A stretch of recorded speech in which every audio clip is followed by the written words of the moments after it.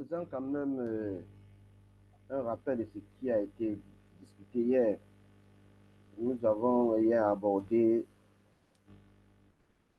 la, le chapitre, bien, la réflexion sur la jurisprudence,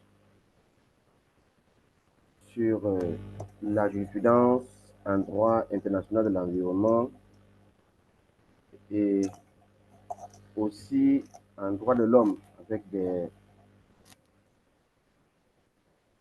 cas que nous avons relevés ici.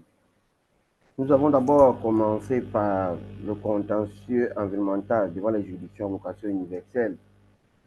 Nous avons choisi d'abord la Cour internationale de justice en citant certaines affaires donc, sur lesquelles elle a statué. On a vu l'affaire du Costa Rica contre le Nicaragua 2015, en ce qui concerne les frontières et les activités illicites au niveau des frontières qui causaient des dommages, non seulement à l'environnement, mais également aux populations et qui affectaient leur qualité de vie. On a également vu l'affaire de la chasse à la baleine, concernant le Japon, l'Australie et la Nouvelle-Zélande qui avaient porté plainte, qui sont plaints des activités de chasse à la baleine du Japon, sous couvert de la recherche scientifique. Pourtant, ce n'était pas ça. Nous avons également, en deuxième lieu, en ce qui concerne les juridictions à vocation universelle, on a parlé du tribunal international du droit de la mer, qui a eu à s'imposer dans le cadre de plusieurs avis, surtout concernant les mesures conservatoires que certains États devaient prendre lorsque les dommages environnementaux étaient constatés ou bien pouvaient être constatés. On a pris le cas par exemple de l'affaire de l'usine MOX qui opposait l'Irlande au Royaume-Uni. On a également vu l'affaire des travaux de polymérisation à l'intérieur et à la proximité du détroit de Johor. Là, c'est la Malaisie contre Singapour. Nous avons également, dans un deuxième temps, parlé du contentieux environnemental devant les juridictions régionales des droits de l'homme.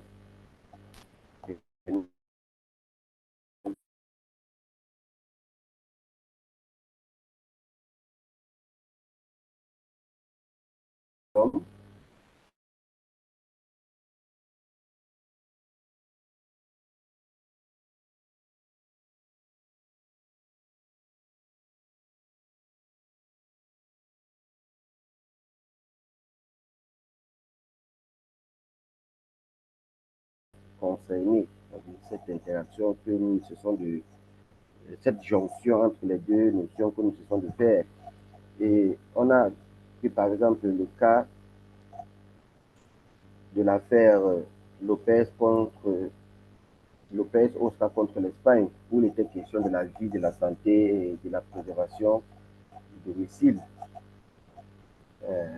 On a pris également, toujours dans le même sens, on a vu les affaires Basilia contre la Roumanie et Ulic contre la Croatie, toujours dans le sens de la préservation de l'environnement sain pour préserver également le domicile, la santé et la vie privée familiale des personnes. Nous avons également fait référence à d'autres affaires, l'affaire Duarte Agostinho et d'autres personnes contre le Portugal, les 32 d'État, à ce qui concerne les feux, debout les incendies, qui causaient des pollutions, la chaleur et consorts. On ne va pas y revenir. On s'est étendu largement sur ces affaires-là. Deuxième juridiction régionale, on a évoqué la Cour interaméricaine des droits de l'homme.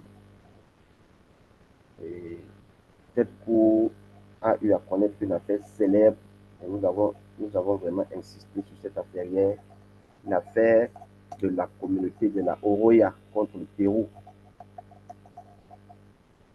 Contre le Pérou en ce qui concerne le droit de propriété des populations autochtones.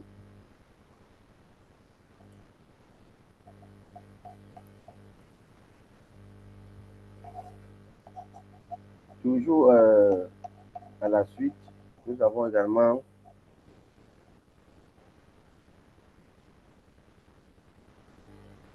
dit que cette décision,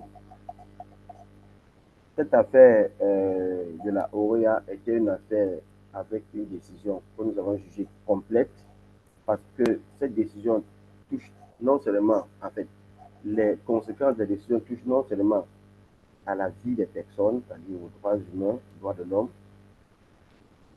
touche également à la préservation de l'environnement et surtout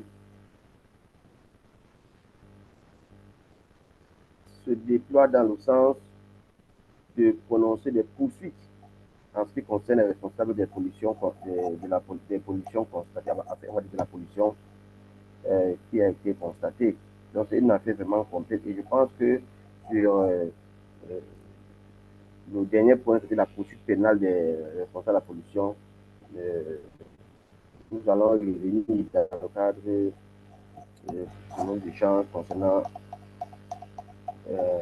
la criminalité environnementale. Alors, la Cour africaine des droits de l'homme s'est également prononcée. Nous avons parlé de la communauté andorroise, n'est-ce pas, qui a été privée de ses terres. C'est-à-dire que nous sommes là en le droit de propriété en tant que droit de l'homme. La communauté andorroise a été privée de partie de ses terres. Raison de ce que le gouvernement kenyan voulait créer une réserve naturelle pour le tourisme. Alors, nous avons vu comment cette affaire s'est déroulée et le gouvernement kenyan a été ordonné à payer des compensations aux populations ainsi que les prix de leur terre. La Commission africaine des droits de l'homme et des peuples s'est également prononcée dans une affaire, l'affaire d'une organisation, le Social and Economic Rights Action Center, SERA, contre le Nigeria, concernant la communauté Ogoni, toujours en ce qui concerne les terres, la préservation des terres qui permettent à cette population de vivre de la pêche et de l'agriculture, en fait. Les populations selon cette organisation, le CERAC, les populations sont privées, n'est-ce pas, du droit au bien-être, du droit à la propriété et surtout du droit au développement. Ça veut dire que privées de leur terre, cette population ne peut plus exercer leurs activités génératives de revenus, notamment la pêche et l'agriculture. Alors, en ce qui concerne le point sur lequel nous devrons débattre toujours, c'est-à-dire la question de la compétence des juridictions pénales internationales en matière environnementale. C'est une question qui est d'actualité parce que au départ, lorsqu'il fallait préserver l'environnement à travers, par exemple, des décisions de justice pour ordonner des personnes de remettre les lieux en place ou bien les espaces détruits en place, on passait d'abord par des décisions qui concernaient les droits de l'homme. En fait, il n'y avait pas de décision prise, surtout sur le plan international, où on pouvait entrevoir qu'il y a une criminalité écologique à première vue. Du coup, il y avait des critiques qui ont été formulées en ce que la protection de l'environnement était une protection secondaire, elle n'était pas une protection primaire primaire. Et Cette critique était soutenue par l'idée que la protection de l'environnement par le biais des droits de l'homme peut être insuffisante, car elle est souvent déclenchée seulement lorsqu'un droit humain est déjà violé. Vous voyez, c'est-à-dire au départ, on partait d'abord de la violation des droits de l'homme euh, pour enfin voir de manière subsidiaire ou bien secondaire l'atteinte à l'environnement. Donc, il a donc été constaté que cette manière de faire ne permettait pas de protéger l'écosystème en tant que tel, indépendamment d'un préjudice humain. Ça veut dire qu'il fallait d'abord toujours passer par un préjudice humain avant de parler d'un préjudice environnemental. Mais on va quand même dire que le contentieux environnemental devant la Cour pénale internationale, qui est la juridiction, n'est-ce pas, atypique, qui peut statuer sur les atteintes environnementales sur le plan international. Et ce contentieux environnemental devant la CPI est actuellement inexistant. En tant que tel, la CPI n'a pas de compétence directe pour les crimes environnementaux en temps de paix. C'est-à-dire en temps de paix, lorsqu'il n'y a pas de guerre, lorsqu'il n'y a pas de conflit armé, la CPI ne peut pas se prononcer. Mais la CPI peut incriminer les atteintes environnementales graves et durables commises pendant un conflit armé, mais à condition qu'elles soient liées au crime de guerre, de génocide ou crime contre l'humanité. Jusque-là, ça pose des problèmes. On est a priori donc obligé de conclure néanmoins à une certaine répression continue de la CPI, c'est-à-dire qui n'exerce aucune compétence à l'égard des crimes environnementaux. On sait que la CPI a été créée pour juger les responsables des crimes de génocide, des crimes contre l'humanité pendant les conflits armés. Pourtant, les atteintes écologiques exigent une répression effective. Et à cet effet, de nouvelles initiatives normatives et juridictionnelles ont émergé en l'instant du projet de convention internationale pour la lutte contre l'écocide. Je pense qu'on a parlé de l'écocide. Et l'instauration d'une Cour pénale internationale de l'environnement. Voilà, on avance. Cour pénale internationale, d'abord pour juger les responsables des crimes de guerre et aussi euh, une Cour pénale internationale de l'environnement, spécialement dédiée aux questions environnementales. Alors, les débats sont toujours en cours pour intégrer un crime d'écocide afin de renforcer la gestion de la CPI, qui existe actuellement, ou pour créer un traité spécialisé pour les enjeux environnementaux. Bon, mais il faut quand même dire que la répression des atteintes à l'environnement n'est pas du ressort de la CPI. Parce que dans sa vocation première, cette juridiction internationale permanente et indépendante du système des Nations Unies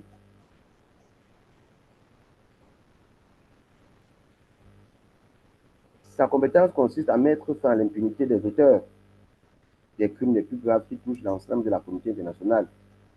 Si vous lisez l'article 5 des statuts de la du statut de Rome, vous allez voir, on parle des crimes de génocide, les crimes contre l'humanité, les crimes de guerre, les crimes d'agression. Alors, le statut de Rome de 98, qui a été adopté à l'occasion de la conférence des Nations Unies sur la création de la CPI, ne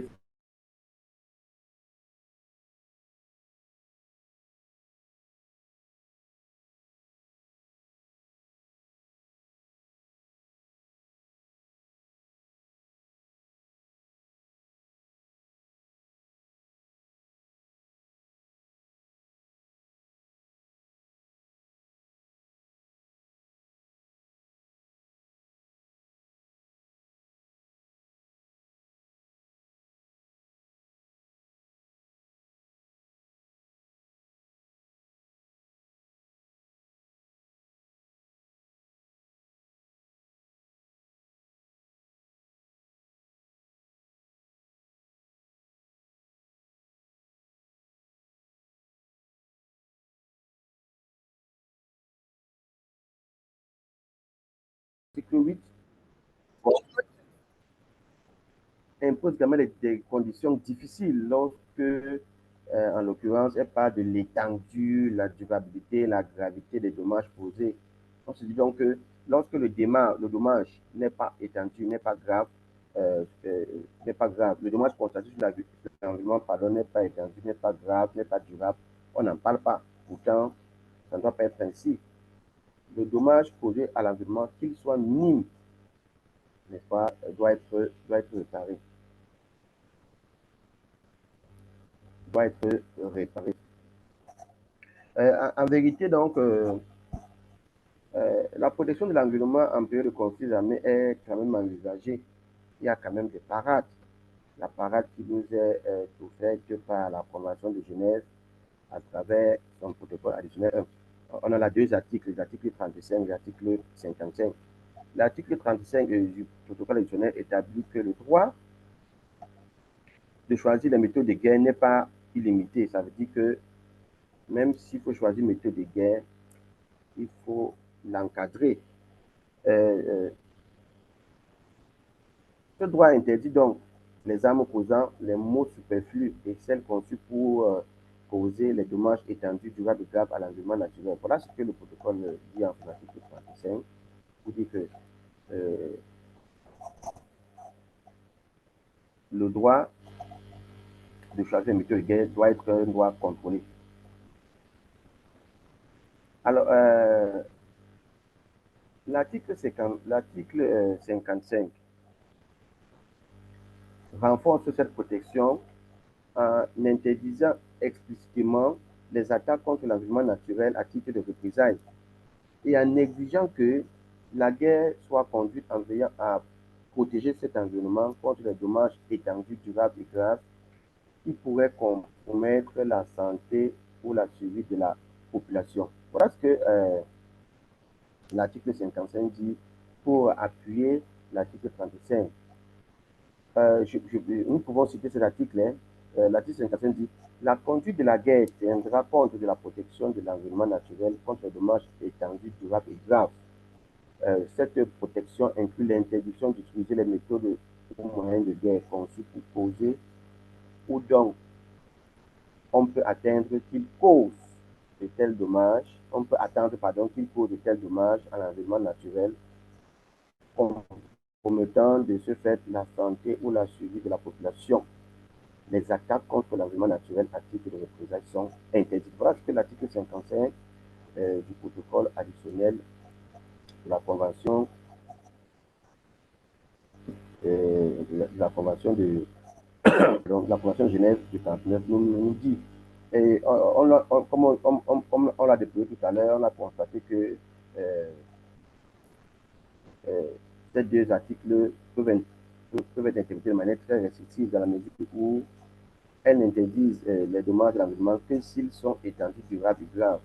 N'est-ce pas? Ce qui laisse la porte ouverte à toutes sortes d'interprétations divergentes s'agissant des atteintes à l'environnement d'un moindre degré. Ça veut dire en réalité que si l'environnement est menacé dans une logique, on va dire, limitée, on ne va pas réagir. Pourtant, ça ne doit pas être le cas. Ça ne doit pas être le cas. Il est donc question ici de s'intéresser à toute atteinte, quelle que soit l'ampleur causée à l'environnement pendant les activités de guerre qui sont menées par les protagonistes, les belligérants. Alors, on va également continuer en disant que la question de la criminalisation des atteintes portées à l'environnement par une juridiction internationale ne date pas d'aujourd'hui. En effet, l'Organisation des Nations Unies, à travers son organe de coordination qu'on appelle l'ICOSOC, le Conseil économique et social, a porté un intérêt particulier au rôle de la justice pénale dans la protection de l'environnement, notamment eu égard aux conséquences néfastes des catastrophes écologiques. Alors, sur recommandation de la Commission pour la prévention du crime et la justice pénale, l'ECOSOC a adopté en 92 une résolution dans laquelle il estima que la criminalité nationale et transnationale, le crime organisé, les délits économiques, en particulier le blanchiment de l'argent, et le rôle du droit pénal dans la protection de l'environnement devrait constituer les priorités absolues pour les travaux. Ça veut dire en réalité que parmi les points cités lors des travaux de la commission, nous sommes là en 92, il fallait intégrer la protection de l'environnement, c'est-à-dire le rôle du droit pénal de la protection de l'environnement. Ouais, on évolue un peu dans...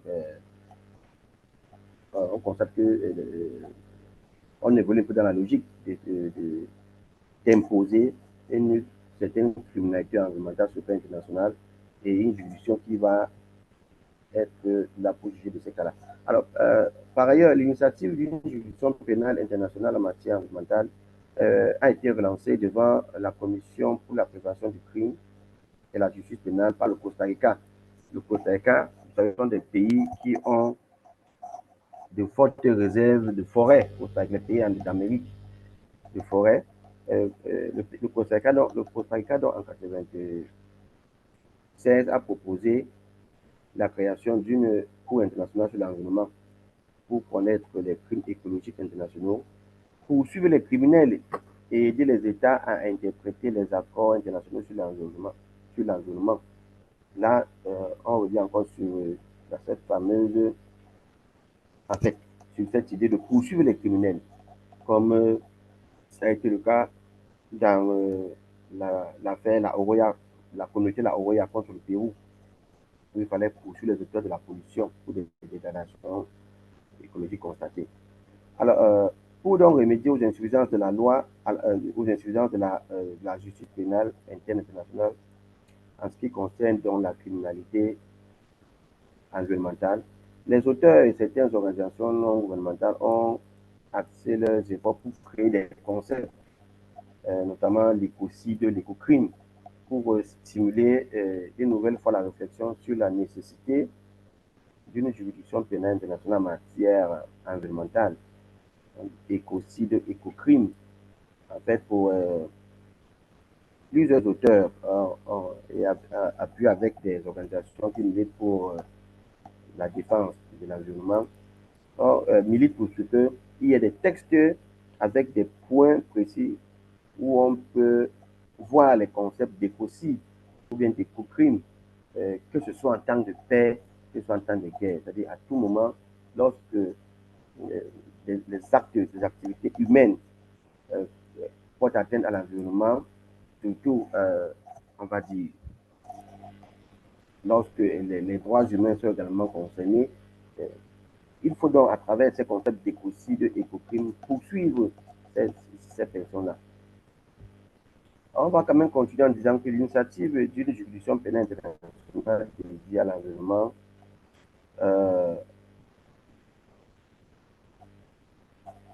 a été lancée également le 30 janvier 2014 par un groupement d'organisations au sein du Parlement européen. En Europe, le débat était un peu avancé. En vertu de la Charte de Bruxelles pour la création d'un tribunal pénal européen et une Cour pénale internationale de l'environnement et de la santé. Alors, selon les initiateurs de la Charte, l'utilisation excessive des ressources contribue à la destruction des écosystèmes dont le fonctionnement assure le maintien et le développement de la vie. Justement, lorsque les écosystèmes sont détruits, la vie humaine devient impossible, devient compliquée, difficile. Aussi, toujours dans le même registre, l'usage des produits toxiques et en particulier les perturbateurs endocriniens et les produits cancérigènes, mutagènes et reprotoxiques affecte sérieusement la santé humaine eu égard à la reconnaissance du droit inaliénable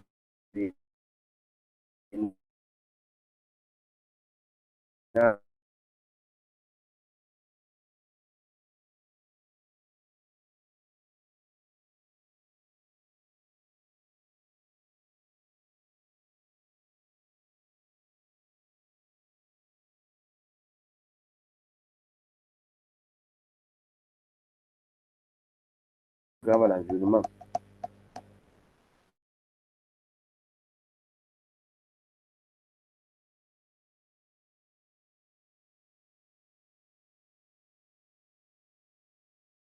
Projet de convention de la Cour pénale internationale de l'environnement pour une justice pénale internationale effective en la matière sont louables. C'est-à-dire que ces projets sont en train d'aller dans le bon sens, mais le chemin à parcourir reste encore très long, n'est-ce pas? Le chemin à parcourir reste encore très long. Il y a beaucoup de choses à faire, mais tout c'est question de volonté. Tout dépend absolument de la volonté des États et leur décide de lancer le débat. C'est-à-dire le débat sur le plan international.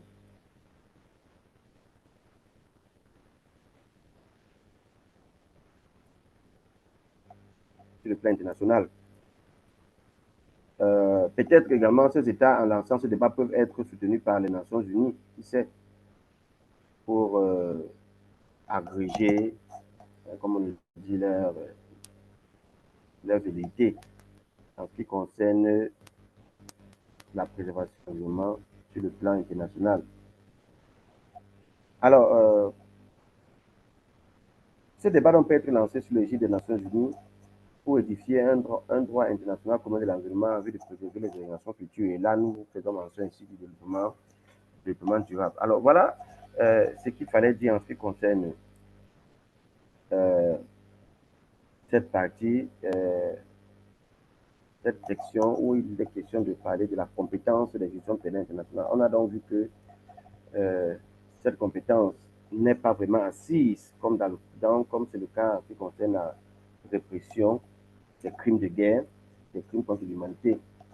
En ce qui concerne la compétence des juridictions internationales en matière, notamment la CPI, c'est une compétence accessoire et on a critiqué cela. Il fallait qu'on puisse, n'est-ce pas, avoir une juridiction spéciale qui va juger les crimes environnementaux de manière spécifique, sans toutefois s'appuyer sur les droits de l'homme qui ont d'abord été violés, empiétés ou bien menacés avant de faire référence à l'environnement. Voilà donc ce que c'est une question, hein, c'est une question ouverte. Alors, est-ce qu'aujourd'hui on peut donc parler de l'existence d'une juridiction pénale internationale en matière d'environnement?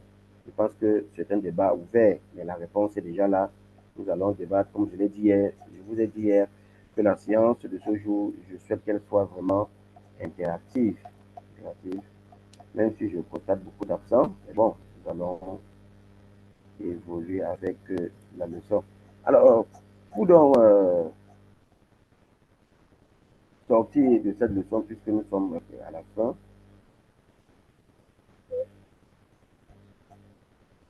on a commencé par parler de l'évolution historique, c'est-à-dire que comment est-ce qu'on est quitté des droits de l'homme jusqu'aux droits de l'environnement.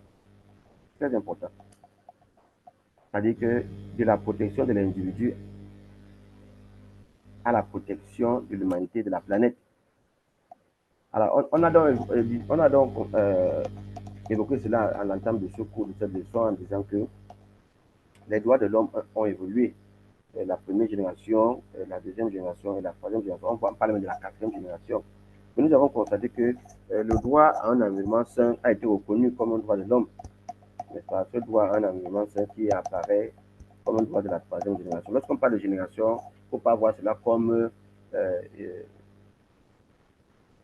une succession des droits qui s'est réalisée au cours des années. Non, c'est que en termes de priorité, en priorité, l'homme cherche d'abord à être libre. La première génération des droits liberté. Et après la liberté, l'homme réclame à manger le travail, droit de la deuxième génération. Et maintenant, l'homme demande également à vivre dans un environnement sain, droit de la troisième génération. Alors, ce droit a connu donc une reconnaissance progressive au niveau international. On a parlé ici de la déclaration de Stockholm de 1972 qui a évoqué le droit à toute personne de vivre dans un environnement sain, viable. On a la Charte mondiale de la nature de 1982. On a surtout la déclaration de Rio, déclaration de Rio qui a été un fait marquant en ce qui concerne la protection de la nature. Et en apogée, donc, on a la résolution du Conseil des droits de l'homme de l'ONU de 2021. Depuis juillet 2022, pour le préciser, depuis juillet 2022, le droit à un environnement sain est officiellement reconnu comme, ou bien est officiellement devenu un droit de l'homme au niveau international à la suite de cette résolution du Conseil des droits de l'homme de l'ONU du 8 octobre 2021. Cette résolution a été confirmée par l'Assemblée générale euh, des Nations unies. Donc, vous comprenez donc que le droit de l'environnement est aujourd'hui, fait partie aujourd'hui des droits de l'homme. Euh, des droits de l'homme. Alors, pour donc sortir, on va donc dire que nous dépendons tous de l'environnement dans lequel nous vivons. Un environnement sûr, propre, sain et durable est indispensable à la pleine jouissance d'un large éventail des droits de l'homme, y compris droit à la vie, à la santé, à la propriété, à l'alimentation, à l'eau et surtout à l'assainissement du milieu naturel dans lequel nous vivons. Sans un environnement sain, nous ne pouvons pas réaliser nos aspirations, ni parfois même respecter les normes minimales de dignité. Tout commence d'abord l'épanouissement, je vais dire, de l'homme en ce qui concerne ses droits ne peut se faire que dans un environnement sain. Car protéger les droits de l'homme, c'est aussi protéger l'environnement. Nous allons constater donc que ces dernières années, la reconnaissance des liens entre les droits de l'homme et l'environnement a considérablement augmenté.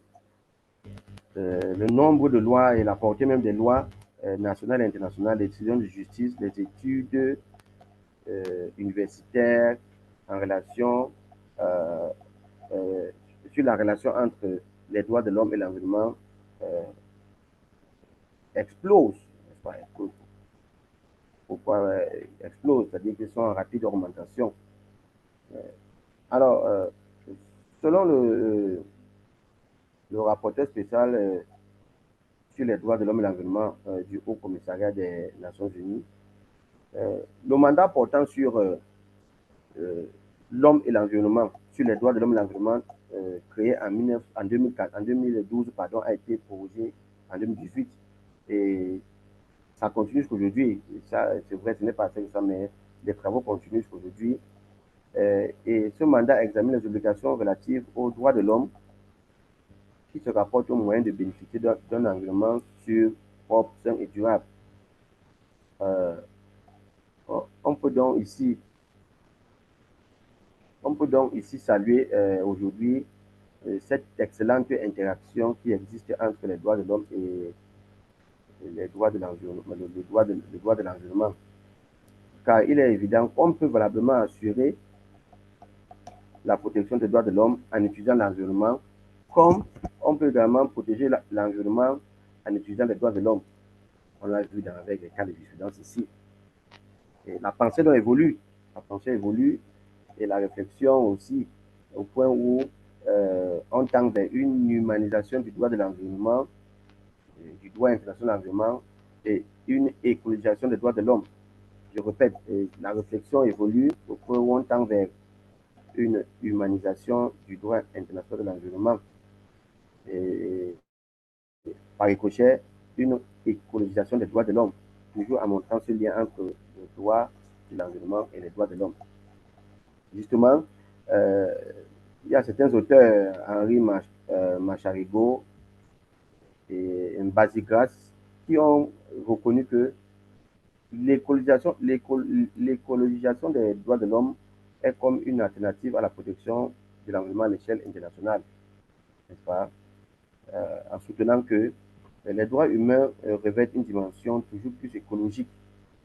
La lutte en faveur des droits humains a de plus en plus intégré les revendications visant à préserver la nature, témoignant ainsi de leur écologisation et en appelant les États et les responsables politiques à prendre en compte la composante écologique du droit, ainsi que de veiller à la protection et à la préservation de l'environnement.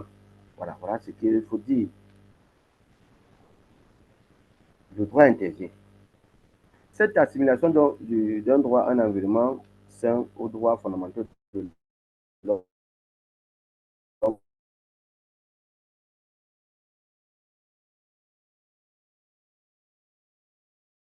renvoie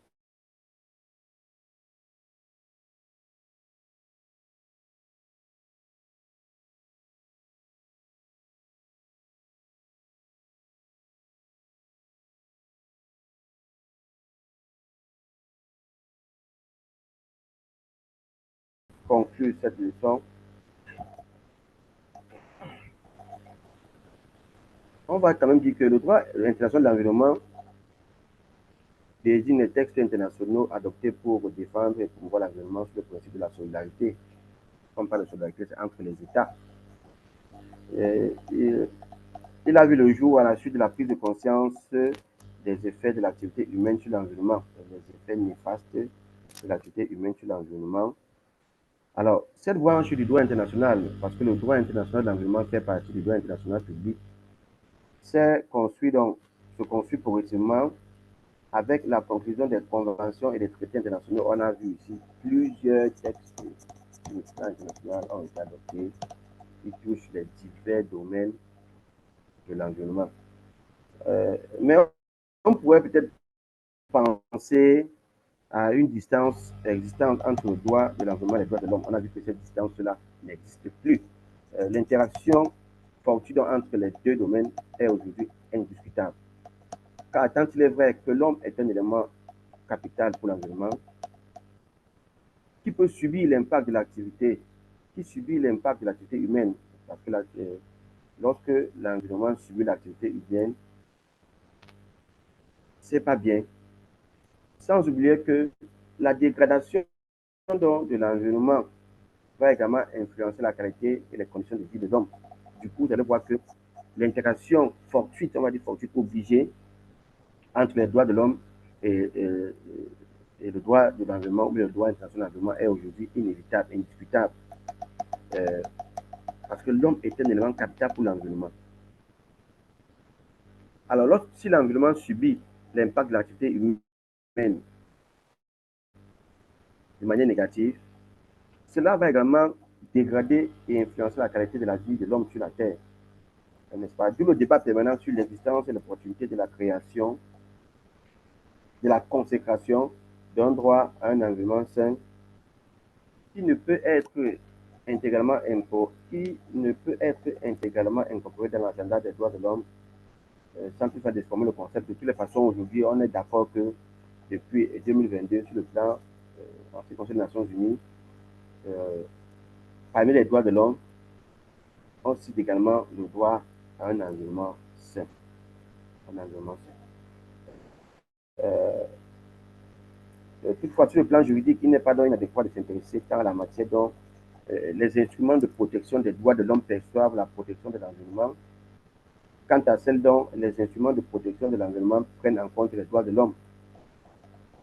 On arrive dans la conclusion que l'environnement trouve une place de choix dans les instruments de protection des droits de l'homme, tout comme la protection des droits de l'homme innerve les instruments de protection de l'environnement.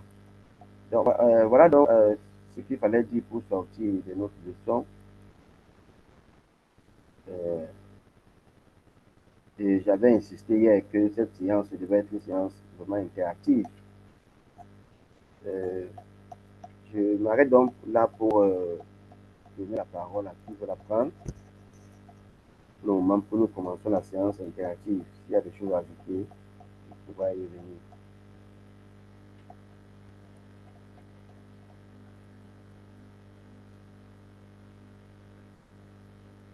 S'il vous Oui, plaît, docteur, vous prendre la parole? oui, je vous écoute. D'accord, merci. Moi, j'ai juste je ne sais pas si c'est une réflexion ou une question. La jurisprudence, vous savez, il y a beaucoup de cas de pays à pays, des entreprises minières. Mais dans le secteur minier, enfin, des entreprises qui polluent et tout ça. Mais dans le secteur minier, il y a une grande part aussi de pollution qui est le fait de l'artisanat minier.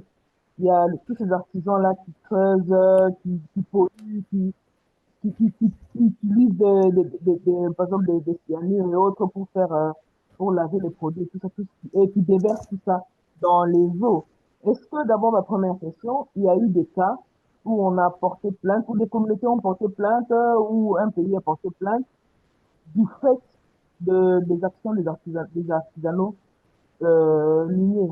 Et puis, deuxièmement, est-ce qu'il y a, sur le plan de législation déjà, euh, des sanctions qui ont déjà été prévues ou appliquées du fait de l'artisanat minier?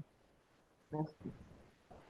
Oui, s'il vous plaît, je ne vous suivais pas bien. Vous pouvez reprendre les questions, puis plus les noter et puis organiser mon temps de réaction, s'il vous plaît. Ok, vous m'entendez mieux? Oui, allons-y. D'accord. Ma question, c'est que j'ai dit de tous les cas dont vous avez parlé hier sur la jurisprudence, il y a plus de cas de pays à pays, d'entreprises qui polluent et tout ça. Mais il y a une grande part aussi, notamment dans les pays africains, de pollution qui sont le fait des artisanaux miniers qui creusent, qui coupent des arbres, qui utilisent des produits interdits pour travailler nettoyer l'or ou ceci, cela. Oui. Est-ce qu'il y a ça dans la jurisprudence des cas qui ont concerné des artisanaux miniers, par exemple que les communautés locales se soient portées en justice contre des faits issus de l'artisanat minier?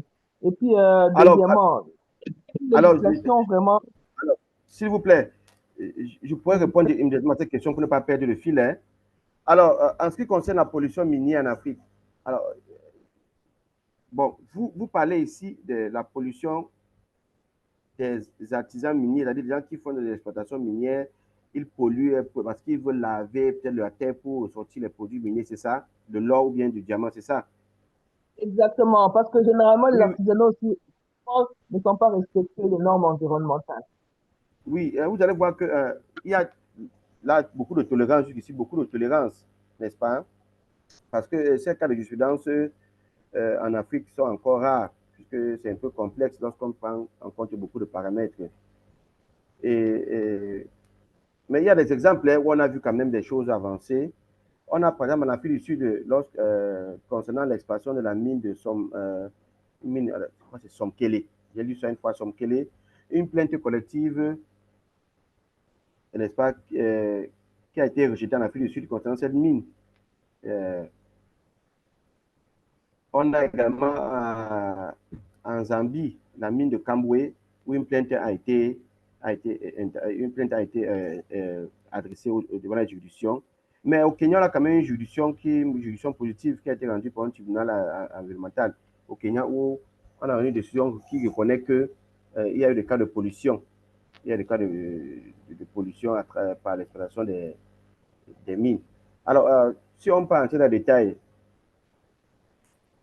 en Afrique du Sud, il était question de l'expansion d'une mine où les communautés locales ont vraiment contesté l'évaluation de l'impact environnemental et le manque de consultation. Parce que, en fait, les populations n'ont pas vraiment donné leur consentement. Leur consentement, bon, c'est une affaire qui a eu lieu en Afrique du Sud, en ce qui concerne la mine de Sonkele. Alors, en Zambie, il y a une plainte également qui a été intentée par une ONG, Class Action, qui a déposé une plainte contre un exploitant minier anglo-américain concernant la pollution au plomb, la pollution qui a été constatée autour de la mine de Cambouis. Alors, malheureusement, la Haute Cour de justice sud-africaine a rejeté la demande de la Class Action, cette ONG, bien que la pollution et ses conséquences ont été constatées. Bon, peut-être n'avait pas assez de preuves, je ne sais pas, mais malheureusement, cette plainte a été rejetée. Mais au Kenya, donc, au Kenya, au Kenya il y a une affaire qui a eu lieu au Kenya. Euh, et c'est une affaire qui a vraiment marqué le monde entier. Le Kenya, où, pour une fois, un tribunal a rendu une décision en faveur des villageois affectés par la pollution au plomb. C'était au Kenya, où un tribunal a condamné une entreprise à verser des millions d'euros à titre de dédommagement, des dédommagements aux populations qui ont été contaminées par la pollution au plomb. C'est une affaire vraiment, on appelle cette affaire l'affaire Owini Owo. Voilà, quelque chose comme ça. Je pense que j'avais fait des lectures sur cette affaire. Euh, euh, qui date de 2023, quelque chose comme ça, 2020-2023, 2020, voilà, 2020, l'affaire Owuni Owo, c'est cette communauté-là, n'est-ce pas, qui a eu gain de cause devant la juridiction parce que l'entreprise fautive l'entreprise fautive,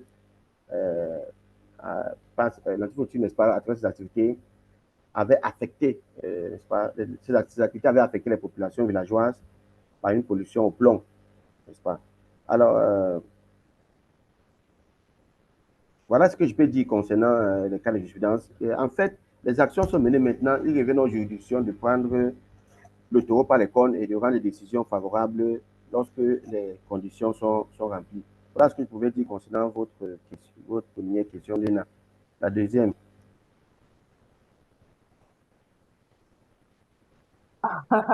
J'ai perdu le fil. La deuxième, j'ai un peu oublié. Dès que ça me revient, je pose la question. Merci beaucoup. Non, vous parliez J'ai une question. Allô, madame? Oui, Allô, madame?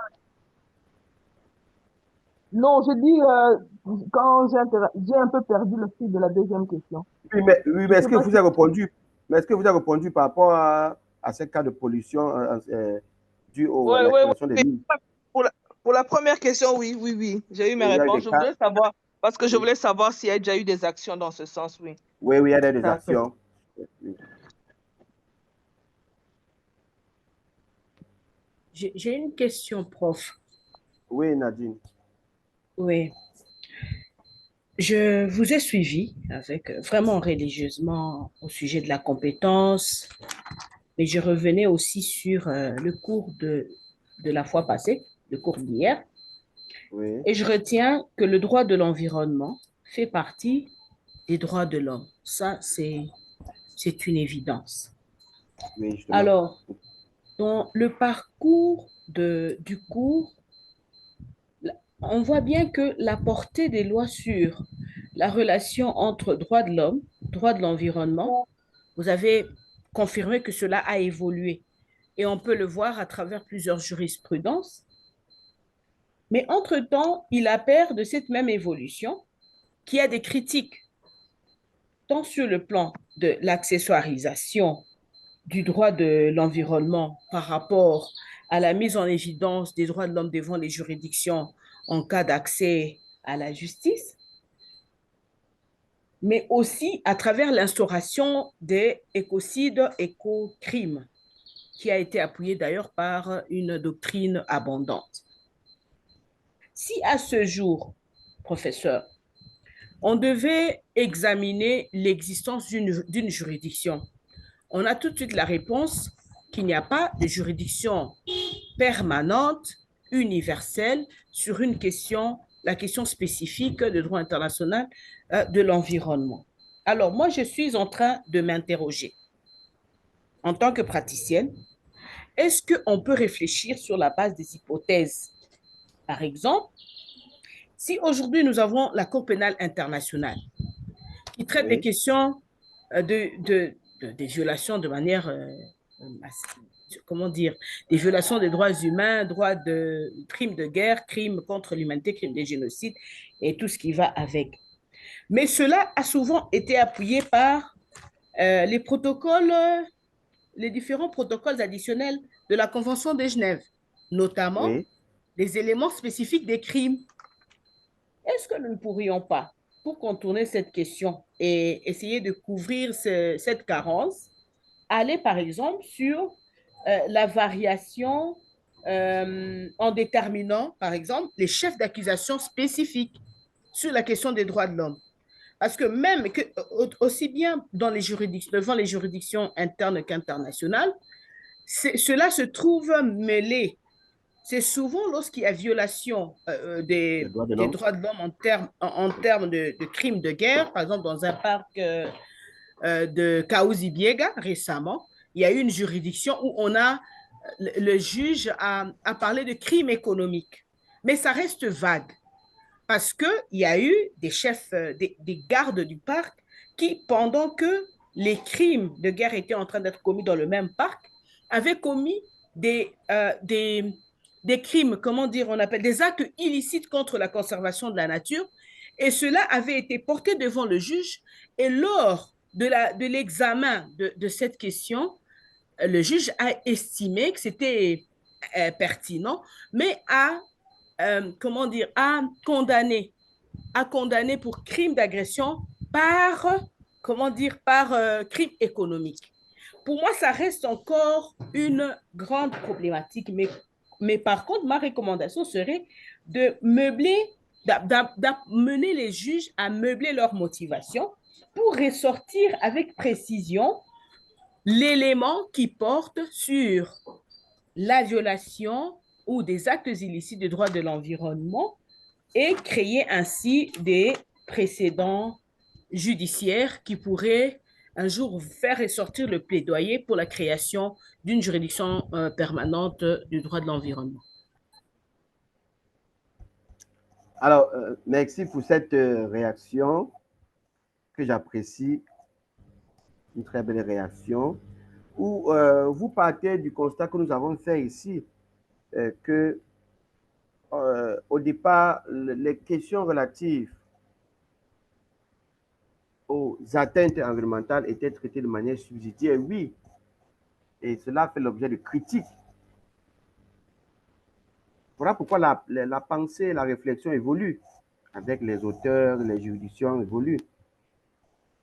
C'est vrai, pour parler de l'environnement, on commençait d'abord par faire valoir les droits de l'homme qui ont été évolués et accessoirement le droit de l'environnement, ou l'environnement qui a été atteint, n'est-ce pas, de manière négative par les activités ou bien certaines actions de l'homme. Alors justement, la pensée évolue. Aujourd'hui, avec l'appui des auteurs, les organisations essaient de formuler des concepts pour asseoir la notion. On a parlé, vous avez dit, concept d'écocide, écocrime. Et ça évolue. Et si vous avez suivi mon propos tout à l'heure, certains militent même pour l'extension de la compétence de la CPI. Justement, cette extension va permettre à ce que la CPI puisse disséquer, n'est-ce pas? Comme vous avez dit qu'il faut aider et mener les juges à meubler leurs décisions, à disséquer. Si, par exemple, il y a une infraction, bien des cas constatés, disséquer, c'est-à-dire séparer les atteintes aux droits de l'homme à part et les atteintes aux droits de l'homme à part, quitte à ce que chaque chef d'accusation fasse l'objet d'une procédure distincte et des sanctions qui vont suivre. Je pense que nous sommes ici pour ça, n'est-ce pas, pour faire évoluer la science. Vous, surtout en tant que des praticiens et même des observateurs, nous sommes là pour ça, pour faire évoluer la science. Je ne sais pas si je vous ai répondu. Ou bien si Oui, oui, prof. Merci. Je peux revenir après Maître Safari qui a fait son entrée. D'accord. Ok, prof. Alors, moi, j'ai une question. Vraiment, je n'ai pas beaucoup suivi. Je n'ai pas tellement suivi parce que j'étais aussi en train de préparer mon cours là. Oui, oui, Alors, docteur. mais quand même, j'ai une question parce que j'ai souvent suivi de discussions là-dessus. Qu'est-ce qui empêche donc la création de cette CPI environnementale? Qu'est-ce qui fait obstacle? Aujourd'hui, n'est-ce pas? Oui. Alors, est-ce que nous allons parler même d'obstacles? Nous sommes dans un processus. Nous sommes dans un processus, que je peux dire que nous sommes dans un processus qui forcément va aboutir. Qui va aboutir forcément. Donc, on ne peut pas dire, docteur, qu'il y a un obstacle. Nous sommes dans un processus et on ne peut pas parler d'obstacle. Peut-être les obstacles en ce qui concerne les égoïsmes nationaux. On sait que certains États sont toujours très friands d'abandonner certaines de leurs compétences en matière pénale. Mais il se trouve que la question est en réflexion. Si aujourd'hui cela n'existe pas, demain peut-être qu'on pourra en parler. Donc, peut-être vous avez d'autres éléments de... Non, non, je n'ai vraiment pas d'éléments, mais je sais que, ben, ce que je sais que il y a quand même une grosse discussion là-dessus, et notamment au niveau des États, parce que tout l'aboutissement de ce processus-là passe par un consensus entre les États, mais apparemment à ce jour, le consensus tarde à se former. Oui, justement, parce que s'il faut, par exemple, créer une Cour pénale internationale pour les crimes environnementaux, il faut d'abord passer par modifier les statuts de Rome, n'est-ce pas? Les statuts de Rome, parce que s'il y a absence d'un cadre juridique international pour ces crimes-là, on ne peut pas en parler. Il faut passer d'abord par le statut de Rome, il faut modifier les statuts de Rome, c'est-à-dire que revoir les lacunes, surtout en ce qui concerne cet aspect-là. Pourquoi pas intégrer donc l'infraction d'écocide ou d'écocrime qui va donc permettre d'élargir la compétence de la CPI pour les inclure. Et dès lors que cela est fait, je pense que les choses vont avancer. Donc, pour le moment, il n'existe pas une Cour pénale internationale de l'environnement. Là, vraiment, on peut dire que c'est de l'utopie. Mais, on a une parade en palliatif, c'est-à-dire que modifier le statut de Rome, revoir les lacunes, et pour que la CPI puisse étendre, n'est-ce pas, sa compétence sur les crimes environnementaux, les crimes écologiques. Donc voilà ce qu'on peut se dire ici, hein, puisque on ne peut pas dire davantage. Docteur, est-ce qu'on s'écoute? Oui, très bien, très bien. Oui, oui. Très bien. Et moi, prof, s'il vous plaît, et je pense que cette conclusion nous fait revenir à l'idée que cela dépend des États. Est-ce que c'est une urgence pour les États? On a eu du temps, on a pris du temps pour que la Cour pénale internationale reconnaisse le crime d'agression. Et moi, je pense que c'est aussi cette volonté qui doit venir des États pour pousser, je ne sais pas, cette reconnaissance-là. Et donc, la parade des parades serait que la politique Et, de la chaise vide à l'ère internationale. Oui, oui, prof. oui, Maître Nadine, mais c'est même à vous que je veux poser la question. Que disent les États sur cette question? Ben, Oui. c'est justement ça. C'est ça la grande Alors, problématique. Est-ce que c'est une oui. urgence? Est-ce que c'est une priorité des priorités? Pour nous, Alors, oui, parce que nous sommes en train de faire cette... Oui. Oui, si vous permettez, je ne vous coupe pas, je voulais te dire quelque chose. Hein. Nous sommes là pour ça. N'oubliez pas où est-ce qu'on va à travers ce cours. Nous sommes là pour que les choses avancent. Ça doit être une priorité. C'est vrai, il y a des défis. Il y a des défis institutionnels, des défis politiques. Par exemple, de manière institutionnelle, le défi, c'est d'étendre la compétence de la CPI. Bon, ça, c'est un défi institutionnel. On peut voir, et on a également le manque de coopération de certains États. Vous voyez, par exemple, l'attitude des Américains avec le nouveau gouvernement Trump, qui veut, n'est-ce pas, s'extirper de tous les accords et traités en faveur de la protection de la nature. Donc, il y a aussi un manque de coopération, mais surtout un manque de coercition pour le moment. Il n'y a pas une véritable politique internationale capable d'enquêter, de poursuivre les crimes environnementaux. Et cela représente un défi en ce qui concerne le manque, en ce qui concerne la coercition, parce qu'il faut être dur. Mais avec des instances comme celle-ci, nous allons faire évoluer le débat parce qu'on ne doit plus dire qu'il faut attendre, il faut frapper fort. Il faut frapper fort. Et sans vous mentir, et si nous continuons dans ce lancé-là, les choses vont avancer. Oui, Nadine? C'est justement ça. Je pense que c'est ça. Il faut qu'on frappe fort. Ça doit être un travail concerté, non pas seulement des États, mais aussi de toutes les forces vives pour porter cette question à un autre niveau et que ceux-là qui participent à ces grands forats puissent porter cette question à titre de priorité et je pense qu'on aura tous gagné. Justement.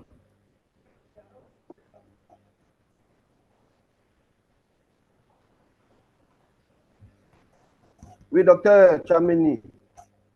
Non, simplement pour vous inviter, prof, je pense que juste pour vous inviter à si vous pouvez, je ne sais pas, je n'ai vraiment pas réfléchi sur la question, mais Oui. j'ai juste le sentiment qu'il y a quelque chose à aller chercher au niveau de cette discussion et de la position des États. J'ai le sentiment Parce que si on Oui, interroge même le processus dont vous faites allusion là, alors on va se dire, mais bon, il y a un processus qui est mis en marche. Comment est-ce qu'il est mené? Euh, alors, quelles sont les discussions en cours? Quelles sont les positions des partis qui sont sur la table? Quelles sont les résistances? Vous voyez? Donc, alors on peut questionner, je pense qu'on peut questionner tout ce processus et Ouais. surtout comme le système international est dominé par le bon vouloir des États Mhm. et chercher quelle est la position des États sur cette question. De mon point de vue, je pense que ce serait une avenue très intéressante et ça nous permettrait vraiment d'être fixés sur et d'entrevoir même déjà si c'est un processus qui va aboutir ou ça va pas aboutir ou ça va aboutir dans 50 ans ou ça va jamais aboutir. Oui, docteur, lorsque vous évoquez l'idée de chercher la position des États, oui, mais je ne vois pas un État du monde qui doit être réfractaire aux questions environnementales. Ces questions environnementales qui, par ricochet également, touchent aux questions des droits de l'homme. Je ne vois pas un État, malgré la réticence, vous savez, américaine, je ne vois pas un État qui est réfractaire, puisque les problèmes environnementaux sont aujourd'hui des problèmes qui on le vend en poupe, comme on dit au quartier.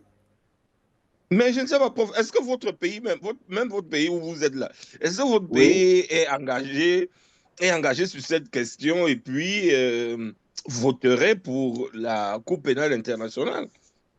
mais je ne vois pas un pays réfractaire. Le Cameroun, je pense pas, je ne vois pas le Cameroun en train de, que ce soit les pays même d'Afrique, d'autres pays même du monde, je ne vois pas en train de refuser, puisque Mais ici même, votre pays, le Cameroun, a refusé même la CPI, même. Parce que vous parlez de changer des textes, non, mais votre pays non, a refusé la CPI. non, vous savez, lorsqu'on parle de pays, on parle déjà de politique. Hein, tout peut changer à tout moment, d'accord? Tout peut changer à tout moment. C'est une question Mais d'adhésion, c'est une question politique. professeur, C'est une je question politique. voudrais, je voudrais poser ma question à contrario. Je, Oui, je voudrais changer ma manière de poser la question. En même temps, je réfléchis. Qu'est-ce que oui. nous, qu'est-ce que les pays pourraient perdre si les juridictions existantes meublaient davantage leur compréhension sur les questions écologiques? Ça veut dire, au lieu de créer d'autres juridictions, est-ce possible d'étendre plutôt la compétence Oui, sur la question? oui. Parce que ça, c'est plus facile que la création d'une juridiction qui a beaucoup d'enjeux et ça peut prendre beaucoup de temps. Qu'est-ce que les pays pourraient perdre ou qu'est-ce que les acteurs pourraient perdre? Alors, c'est vrai, lorsque on décide de confier certaines compétences à l'international, on perd peut-être en autonomie. Mais bon, j'apprécie votre intervention parce que ça me fait parler à ce qu'on appelle la jonction de procédure. Dans la mesure où on prend par exemple le cas de la CPI qui nous concerne, si la CPI est saisie pour un crime de guerre, crime contre l'humanité, et dans le même dossier, on constate que les auteurs ont commis des atteintes, ont commis des actes ou des actions qui ont porté atteinte à l'environnement, on pourrait donc s'attendre à ce que la CPI puisse opérer ce qu'on appelle une jonction de procédure pour statuer, n'est-ce pas, peut-être par, par deux moyens, mais que cette procédure ne soit pas, qu'une procédure ne soit pas gérée par la CPI et l'autre procédure par une autre juridiction, Mhm. justement parce que on devrait, n'est-ce pas, aujourd'hui, peut-être en passant par la modification du statut de Rome, intégrant les crimes écologiques, c'est-à-dire que les écocides et crimes, afin que la CPI, qui saisit par une affaire de crime, non seulement des crimes humains, des crimes écologiques, puisse statuer, n'est-ce pas, sur ces affaires de manière totale, ne pas les séparer. Voilà ce qu'on peut dire. Et justement, c'est vrai. Docteur Kameni a dit tout à l'heure, il y a certains pays qui ne sont pas partis du statut de Rome. Euh, c'est vrai. Mais pour les pays qui font partie du statut de Rome, c'est-à-dire la CPI, on peut déjà commencer à évoluer en termes de réflexion, puisque nous souhaitons que les choses avancent. Je ne sais pas si j'ai apporté un élément de réponse à votre question. Oui, oui, professeur, c'est mon avis aussi. Je pense Oui, que on a des ouvertures. Et moi, je pense que les oui, praticiens ont plusieurs ouvertures à travers les juridictions existantes par rapport à leurs compétences. Si aujourd'hui, il y a par exemple l'aptitude à faire porter une question sur un élément spécifique oui. du protocole additionnel de la Convention de Genève, ça veut dire que les praticiens peuvent aussi faire porter des questions écologiques devant ces juridictions-là. Et donc, il y Justement, a d'autres ouvertures en attendant la création des, des, comment dire, des juridictions compétentes. oui, justement, Alors, pour revenir à Dr. Chamini, c'est vrai, le Cameroun n'est pas membre de la CPI pour le moment, parce que vous savez, euh, être membre de la CPI, ça entraîne des conséquences. C'est vrai, le Cameroun n'est pas membre de la CPI, le Cameroun n'a pas ratifié le statut de Rome, mais le Cameroun collabore avec la CPI depuis des années dans le cadre des activités de sensibilisation de renforcement des capacités. Justement, non, pour faire suite à l'intervention de Nadine. Mais je vous ai dit, c'est une question politique, c'est une question qui peut se régler du jour au lendemain. Du jour au lendemain. Voilà ce que je pourrais dire. alors, Oui, docteur bon, Chamini, maintenant, oui, oui, maintenant je rebondis pour... alors, maintenant qu'on fait le constat selon lequel, bon, au niveau national, les choses traînent, alors, est-ce que... Quelle est la situation? Oui, c'est vrai que vous avez parlé, oui, le cours a porté vraiment sur le contentieux. Vous avez beaucoup insisté ces dernières séances sur le contentieux environnemental. Mais là, on est sur le contentieux pénal. Bon, quelle est la situation de la paix, ou si vous voulez, la, la sanction pénale des atteintes à l'environnement, hein, la répression, si vous voulez, des atteintes à l'environnement? Quelle est la situation dans le monde? Alors, est-ce que, bon, on a un cadre international qui n'est pas encore tout à fait prêt, et qu'en est-il au niveau national? alors, quelle est la situation, vous dites quelle est la situation de la sanction pénale des atteintes à l'environnement au niveau international, c'est ça? Au niveau national, Au niveau des États? oui, Oui, oui, oui.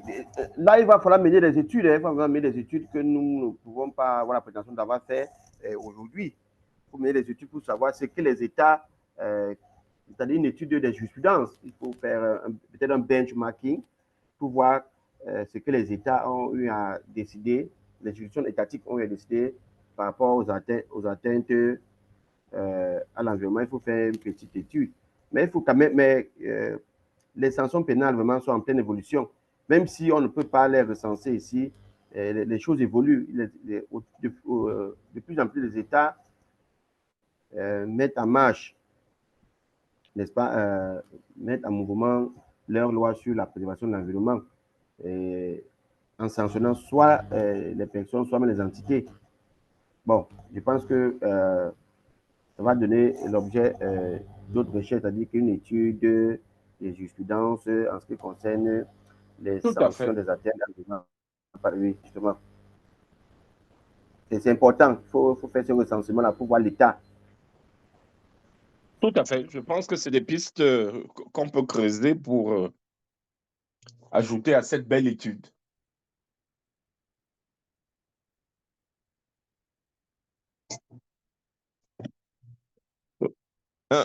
Un dossier vraiment intéressant, hein?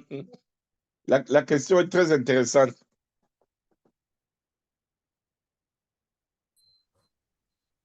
Professeur, je vous partage, après le cours, je vous partage un arrêt rendu par la Cour militaire au Sud Kivu sur une question environnementale, mais qui avait été jointe à une question aussi de crime de masse. Et c'était une condamnation à perpétuité.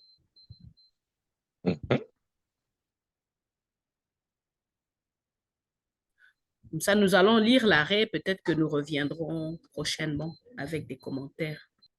Très bien. Très bien.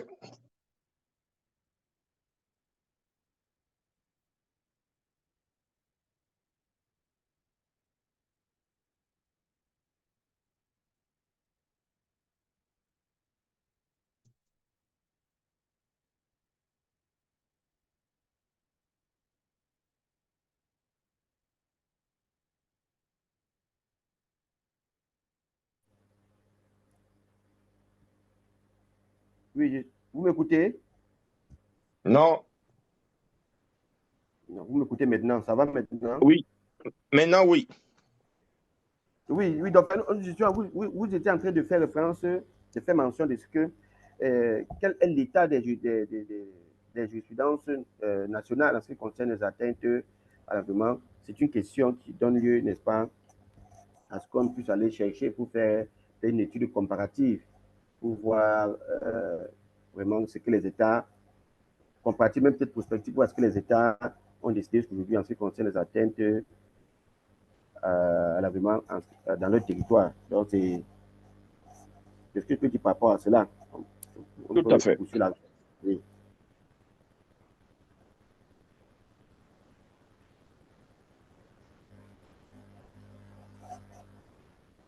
Alors, je signalais que vraiment la question est extrêmement intéressante. Extrêmement. Très, très intéressant.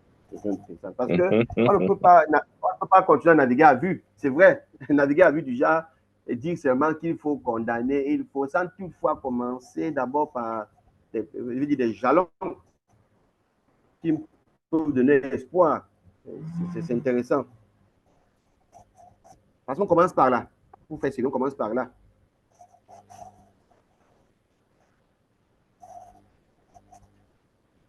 Alors, quelqu'un d'autre peut réagir. Je vois Didi Kankala qui nous a manqué, qui a manqué beaucoup. C'est un Chris. Maître Bouton Sonia. Ah non, moi, je n'ai pas de réaction, prof.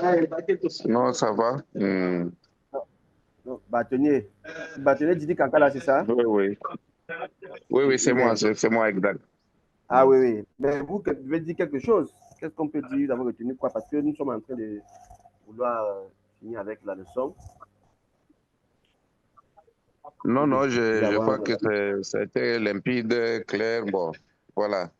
Donc, je suis de mon côté, je suis satisfait des enseignements, oui.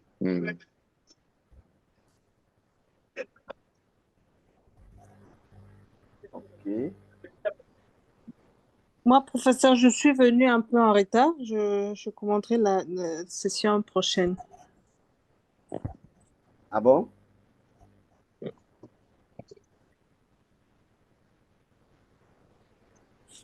Oui, Donc, effectivement, prof, la prochaine session sera plus riche encore parce qu'elle va actualiser le cours avec ces éléments que vous allez rentrer avec là. OK. Mais je pense que en tout cas, on va discuter. Oui. En tout cas, c'est compris, justement. Mais vraiment, c'est un excellent cours, hein? C'est un excellent, puisqu'on est à la fin. Puisqu'on est à la fin, vraiment, c'est un très bon cours. C'est un cours absolument passionnant. On a beaucoup appris et puis nous devons, dans nos petits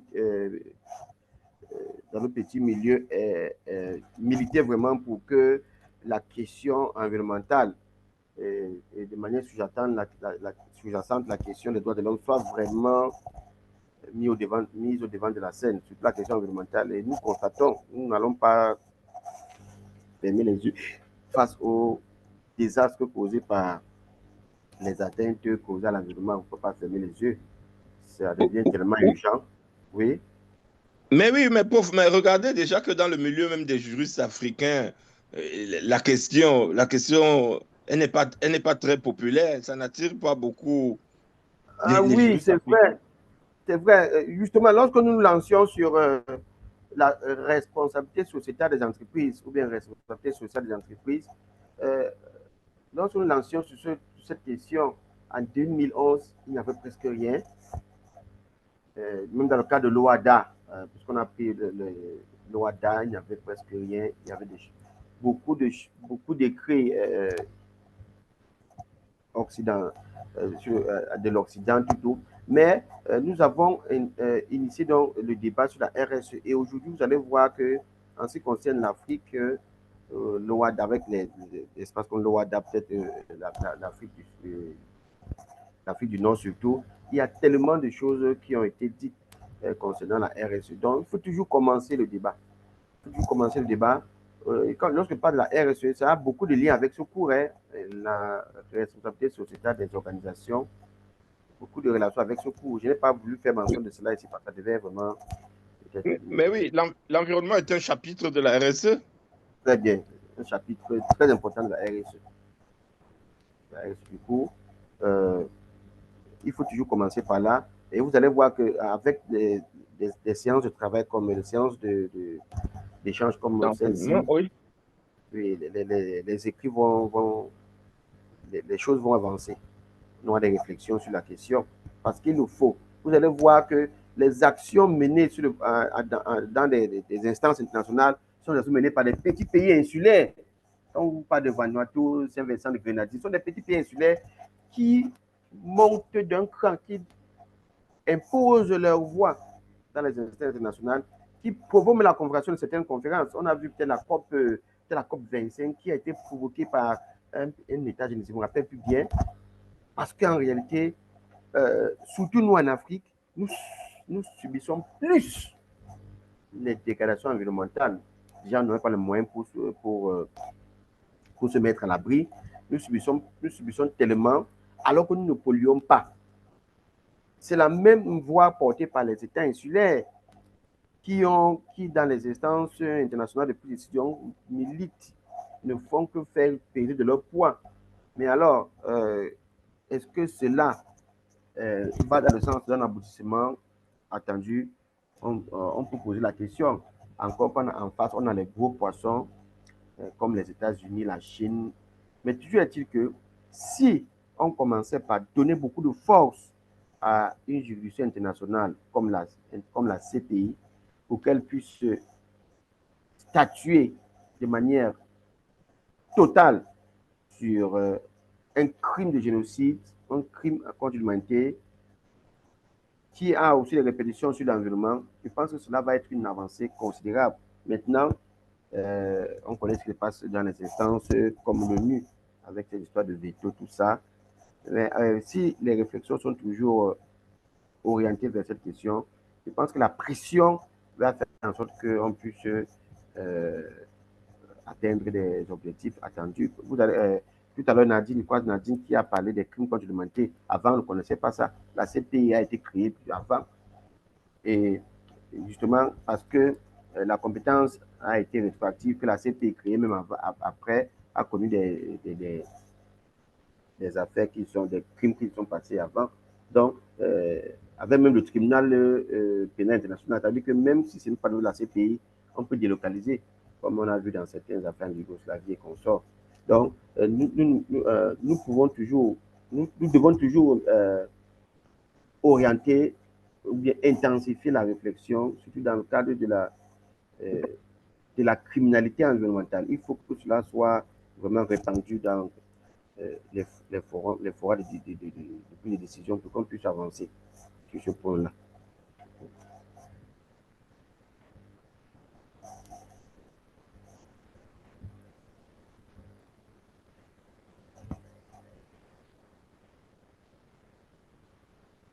Oui, Maître Safari et Chris, là, vous ne vous êtes pas entendu aujourd'hui. Professeur, je vous suis avec intérêt.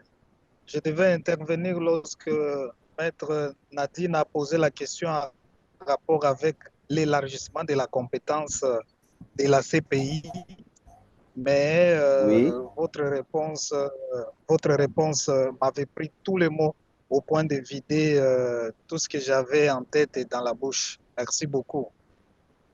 Ah, d'accord. Merci aussi. Et Chris, je vois Chris. Merci, professeur. Bon, apparemment, je me suis égaré par rapport à l'heure. Moi, je me disais que ça devrait commencer à 13 heures. J'arrive à 13 heures. Les cours étaient déjà trop avancés. Ah, bon, je ne fais que suivre les commentaires des collègues de la classe. Je pense que je vais me rattraper par rapport au cours. Oui, oui, maintenant je m'adresse à vous. Que pensez-vous? Vous savez, pour vous inviter dans le débat, la CPI, en ce qui concerne les crimes environnementaux, je vous ai dit depuis longtemps que pour moi, on ne devait même pas parler du droit international de l'environnement. On devait parler du droit de l'environnement, puisque les environnements sont tellement interconnectés que parler encore du droit international de l'environnement, c'est faire une enfance. Ben, on y est. Alors, lorsqu'on sait que à la suite d'un conflit, si les crimes contre l'humanité ont été constatés, on poursuit les auteurs. Alors, que pensez-vous donc de la compétence de la CPI sur ces questions-là? Je vais vous l'amener dans le débat. Que pensez-vous que la CPI devait également... Même moi, prof, je pense qu'à l'Institut, voyez-vous, je regarde parfois les programmes quand même qui sont offerts dans les universités. Et puis, il y a souvent un cours carrément sur le droit pénal de l'environnement. Hein. Je crois le droit, oui, je crois que ça doit être intitulé ainsi, le droit pénal de l'environnement. Carrément un cours. Alors je suis en train de penser justement que aux prochaines sessions, c'est sûr qu'on vous demandera de faire un cours sur le droit pénal de l'environnement. Comme on le fait ailleurs. Ouais. De manière pure. Oui, c'est ce que je suis en train de penser là. Parce que je vois ici à Laval, je crois qu'il y a un cours de deuxième, troisième cycle sur le droit pénal de l'environnement. Justement. C'est intéressant. Il faut vraiment animer la question pour que ça puisse intéresser plus d'un et puis influencer les décideurs. Voilà, donc je crois qu'on va restructurer le programme. Normalement, faire l'objet d'un autre débat, d'une solution. Tout à fait, un cours à part entière. Là, ça a été un chapitre de votre cours, mais on va en faire un cours. Justement, il faut développer. Tout à fait.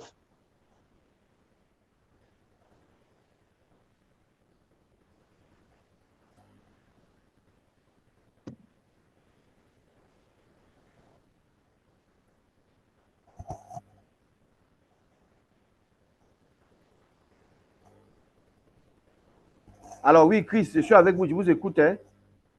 Hein.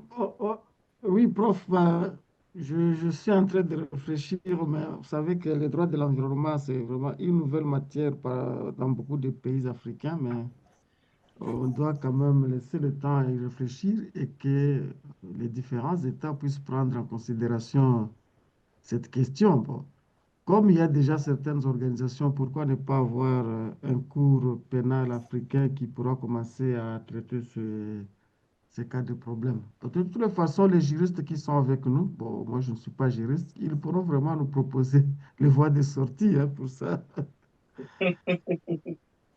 Oui, une cour pénale africaine. Oui. On a déjà un cours de justice.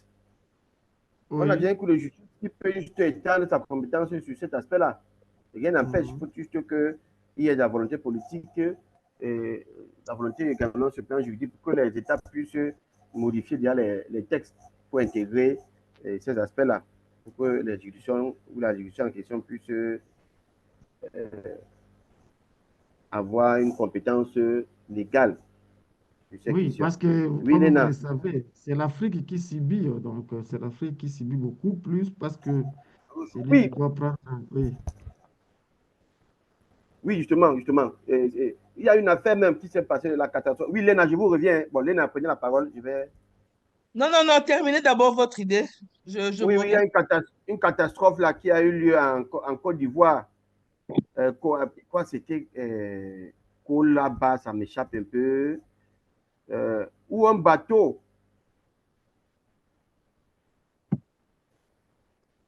battant pavillon peut-être hollandais est venu déverser n'est-ce pas, les déchets dans les mers, dans les eaux en Côte d'Ivoire, ça fait vraiment du bruit en Afrique.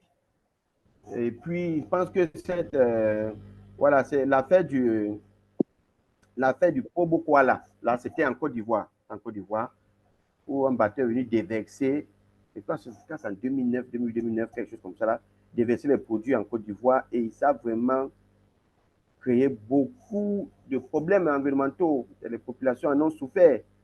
Et cette affaire est en justice. Donc, on peut commencer déjà par les États qui peuvent commencer déjà à, en fait, comme l'exemple de la Côte d'Ivoire, par rapport à cette affaire-là, prendre le taureau par les cornes. Oui, oui, prof, de tels cas se retrouvent un peu partout. Bon, la RDC a connu un tel cas avec le déversement de certains produits du côté de l'Angola dans une rivière Oui, qui sont allés même vers les rivières du sud de notre pays, vers les Kasaï, bon, où on a eu des poissons qui sont, qui ont été victimes de ça. voilà. Donc, de tels cours pourraient peut-être aider l'Afrique et même le monde à pouvoir établir des responsabilités et à aller jusque, comme vous l'avez dit, à des sanctions qui peuvent apporter. Oui, il faut aussi volonté politique parce qu'il y a cet aspect de corruption, n'est-ce pas? Ça fait de corruption qui vraiment gangrène les politiques, qui limite la portée des politiques en matière environnementale. Parce que euh, cette catastrophe du Probo-Koala avec causé des morts, hein, et je me rappelle, c'était un bateau, la société Transfigura, n'est-ce pas, qui était venu déverser des déchets toxiques, n'est-ce pas? Il y avait des milliers, près de 45 000 cas d'empoisonnement. C'était vraiment une affaire qui a beaucoup fait parler le monde journalistique. Hein. Et c'était vraiment dommage que nous arrivions à ce genre de situation où les victimes réclament toujours justice, n'est-ce pas? Réclament toujours justice. Bon, Léna avait levé la main, le temps qu'on revient sur cette affaire. Oui, Léna. Oh oui, merci beaucoup, docteur. Oui, merci. Euh, Ma réaction, c'est par rapport à la proposition à la réflexion de Maître Nadine sur l'extension de la compétence de la CPI. Moi, ma Oui.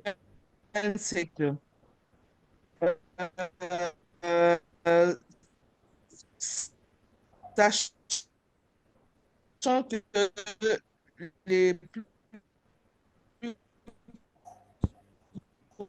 gros pollueurs, ce sont les pays occidentaux. Oui, vous pouvez État, répondre à la question, s'il vous plaît, puisque comme un peu j'ai eu la un... justice un peu. Parce que si c'est comme dans les mêmes conditions. Alors, j'ai de la peine à vous suivre. Je ne sais pas si c'est ma connexion qui dérange, je ne sais pas.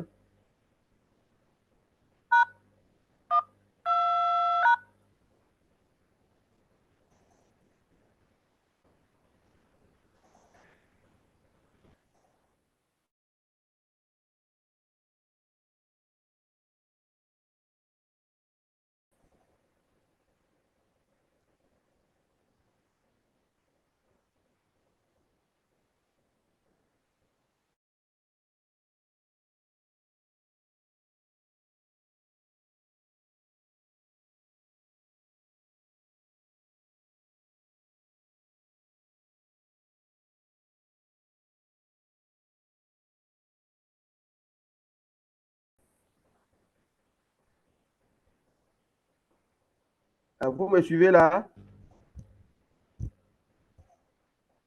Petit souci de connexion. Est-ce que vous m'entendez, s'il vous plaît? C'est bon, là-bas, ça va, prof. Nous Oui, vous suivons 5 j'ai un sur souci de 5, connexion. professeur. Oui, oui, s'il vous plaît, je demande à Léna qui avait la parole de reprendre sa question, s'il vous plaît. Je pense qu'elle est partie. Hein.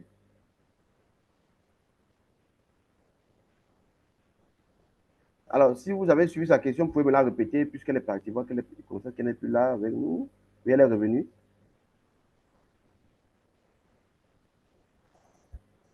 Allô, oui, Léna, Léna Mapata, voilà, Léna Mapata, vous pouvez répondre à votre question, s'il vous plaît.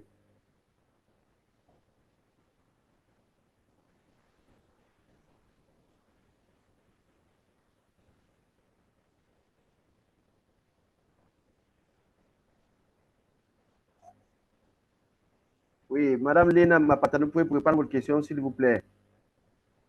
Je disais ceci. Oui. Ma réaction, c'était suite à la proposition de Maître Nadine d'étendre la compétence de la CPI. Alors moi, ma réflexion, c'est que si les États, si on y va sur mode de ce qui se passe avec la CPI, tous les grands pollueurs vont se dérober de la compétence de la CPI.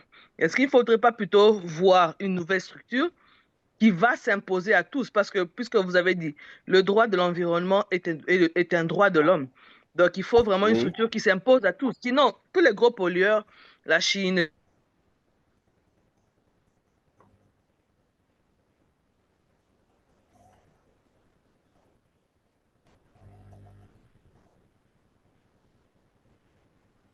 Elle est partie.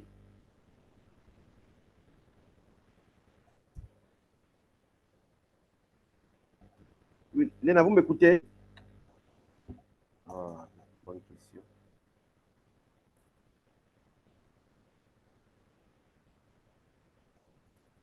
Professeur, je voudrais, avant que Madame Lénaya, j'ai ce nom, je voudrais revenir sur une précision. En fait, je n'ai pas demandé l'élargissement seulement de la compétence de la CPI, mais des juridictions existantes. Ça veut dire, sur le plan interne, il y a des juridictions qui sont compétentes pour connaître des faits, n'est-ce pas, qui portent atteinte aux violations des droits de l'homme. Et ces juridictions, étant entendu que la compétence, elle s'étend sur le temps, dans l'espace par rapport aux crimes qui ont été commis, pourraient aussi connaître des faits, des violations, des faits écologiques.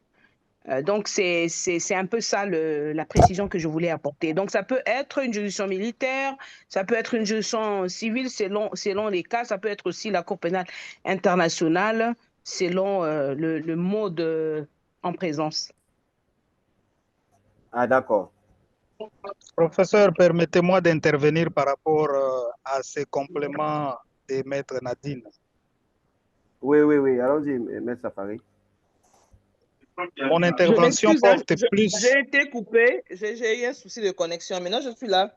Je m'excuse. J'interviens par rapport à ces compléments d'intervention de Maître Nadine pour dire que si nos juridictions locales ont cette compétence-là de connaître d'un litige en rapport avec les droits de l'environnement, il faut faire très attention dans la mesure où lorsque le partenaire étranger, toutes ces firmes internationales-là qui viennent exploiter nos richesses arrivent, signent des contrats avec l'État congolais. La plupart des fois, dans ces contrats, il y a des clauses qui ne permettent pas à l'État d'être à la fois juge et partie.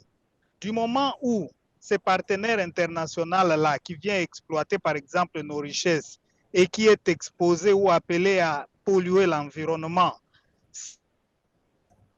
signe un contrat dans lequel contrat il y a une clause qui ne permet pas à l'État d'être partie, d'être jugé partie, allez-y comprendre tout de suite là que nos juridictions internationales ne peuvent pas connaître d'un litige qui, n'est-ce pas, opposerait une communauté locale ou même l'État lui-même à ses partenaires-là, commerçants, firmes internationales, bailleurs de fonds et tout ce que vous voulez, qui vient polluer l'environnement.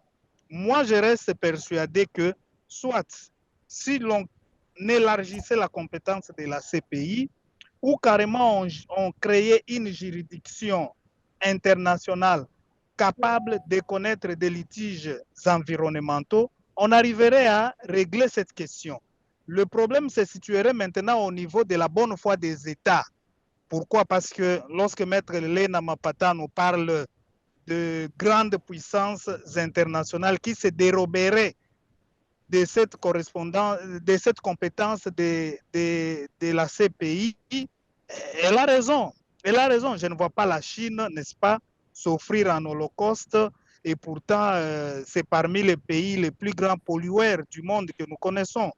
Et donc, poussons beaucoup plus loin nos réflexions, nos raisonnements sur, si pas l'élargissement de la compétence de la CPI, mais la création purement et simplement d'une juridiction internationale qui pourra connaître des litiges environnementaux. Je vous remercie. Alors, merci, M. Safari. Je vais directement réagir à ce que vous venez de dire. C'est vraiment intéressant. Justement, quand vous citez le cas du Congo, comme partout ailleurs, c'est un problème d'organisation politique et administrative, un problème de séparation des pouvoirs. Lorsque une entreprise étrangère vient conclure un contrat, par exemple minier, un contrat pour une exploitation minière dans un pays, elle est avec l'exécutif, c'est-à-dire que l'État, le pouvoir public, le gouvernement, on va dire comme ça. Maintenant, le pouvoir judiciaire est à part et il n'exclut pas que, on ne peut pas exclure que les juges qui sont là pour dire le droit ne puissent pas, n'est-ce pas, statuer sur un cas de pollution, peut-être à la demande de l'État ou même de certaines organisations locales, que les juges ne puissent pas statuer sur un cas de dégradation. Ou bien ça peut être une multinationale installée au Congo qui a pollué et rien n'interdit à ce que l'État puisse intenter une action de justice à l'interne contre cette entreprise-là. C'est vrai, vous allez dire qu'il y a le cahier de charges, mais tout cela n'est pas toujours respecté. Maintenant, lorsque la vie humaine, surtout les communautés, par exemple, autochtones, la santé des populations est menacée, rien n'oblige à ce que, rien n'interdit à ce que l'État puisse intenter une action judiciaire devant les juridictions compétentes. Là, c'est à l'interne. Mais c'est un autre problème. On peut également choisir comme solution, c'est-à-dire qu'une collaboration entre les juridictions nationales et la CPI, parce que la CPI également a une fonction, n'est-ce pas, de conseil, puis intervient également pour accompagner les États dans certaines procédures peut-être compliquées. Les États peuvent collaborer avec la CPI. Peut-être que au lieu de parler de la Cour pénale internationale, on parlera peut-être du tribunal pénal international. Là, ça va se régler au sein du pays avec des experts qui vont statuer sur la question. Oui, mais justement, nous ne pouvons pas aujourd'hui être en déphasage avec notre pensée. Notre pensée ici, c'est que les choses avancent. Du coup, nous avons espoir en attendant que on arrive à l'extension de la compétence de la CPI. Pour le moment, qu'est-ce qu'on peut faire? On peut se faire donner la force aux juridictions internes pour statuer sur certains cas, n'est-ce pas, d'atteinte à l'environnement. Maintenant, lorsque l'atteinte est suite à des crimes de guerre, crimes de l'humanité, on s'attend à ce que la CPI puisse, n'est-ce pas, prendre le taureau par les cornes et statuer statuer sur toute l'affaire, toutes les questions de l'affaire, notamment si elle touche peut-être aux droits de l'homme, aux droits humains également, si elle touche à l'environnement. Donc voilà ce qu'on peut dire pour le moment. On ne va pas être défaitiste, on va toujours penser à ce que les choses avancent. Autre chose, professeur, oui. Autre chose que c'est important, j'en conviens, maître Safari, sur l'inquiétude qui est mienne, même pour les affaires qui sont en cours et qui même ont déjà connu des arrêts rendus. On a vu qu'il y a des critiques à y faire. Mais pour l'instant, l'évolution démontre qu'à ce jour, il n'y a pas de juridiction compétente pour connaître des crimes écologiques au niveau international. Voilà pourquoi la proposition était d'étendre la compétence. Mais si on doit parler des contrats, vous savez que les contrats relèvent de la volonté des parties. Et donc les contrats, la question contractuelle n'est qu'une question, même s'il y a une clause qui peut verrouiller le contrat, ce n'est qu'une approche qui relève des juridictions civiles et commerciales. Mais sur les questions de droits de l'homme, c'est de la compétence des juridictions pénales. Et donc, c'est par là que je dis, on peut étendre, c'est vraiment une réflexion, on peut étendre, on peut amener les juges à meubler leurs arrêts, on peut aussi mener les parquets à meubler leurs décisions de renvoi, on peut aussi meubler les avocats, n'est-ce pas, lorsqu'ils ils accompagnent les parties, à savoir bien structurer de manière à ce que la question écologique soit perceptible. C'est vraiment ça le nœud de cette, qui est le point que sur lequel j'ai voulu faire un ancrage. Je partage les points de vue de Maître Nadine. Permettez, professeur. Je voudrais revenir sur les principes de la séparation des pouvoirs que vous aviez évoqués, qui, chez nous, en Afrique, reste une illusion. Sincèrement, je vous dis que ça reste une illusion. Pourquoi? Parce que je suis avocat en République démocratique du Congo depuis bientôt 18 ans. J'ai l'expérience de toutes les provinces de la République démocratique du Congo et même d'autres pays de l'Afrique. Je peux vous garantir que l'impression que j'ai, c'est que ce principe-là est un principe qui est textuel, mais sur le plan factuel, il y a toujours une ingérence du pouvoir exécutif et je m'en vais vous convaincre pour vous dire que très souvent, dans plusieurs pays, ces juges-là qui sont appelés à dire les droits sont nommés par qui? C'est par le pouvoir exécutif, c'est par la présidence. Allez-y comprendre que celui-là qui vous nomme a aussi le pouvoir de vous révoquer. Et lorsqu'il vous appelle, il vous dresse une ligne de conduite, vous ne ferez que obéir à cela, n'est-ce pas? Et donc, indépendance de la justice, séparation des pouvoirs, ce sont des théories que nous avons longtemps entendues, mais qui restent discutables. Sur le plan de l'exercice professionnel, je peux vous citer autant de procès dans lesquels j'ai pris part, dans lesquels l'État est intervenu pour dicter à la justice une ligne de conduite et j'étais déçu. Je suis encore trop jeune, j'ai moins de 50 ans d'âge, mais je vous assure que petit à petit, je suis en train de perdre les goûts de la pratique judiciaire à cause de l'ingérence du pouvoir exécutif dans le pouvoir judiciaire. Et donc, professeur, ce principe-là de la séparation du pouvoir est utopique.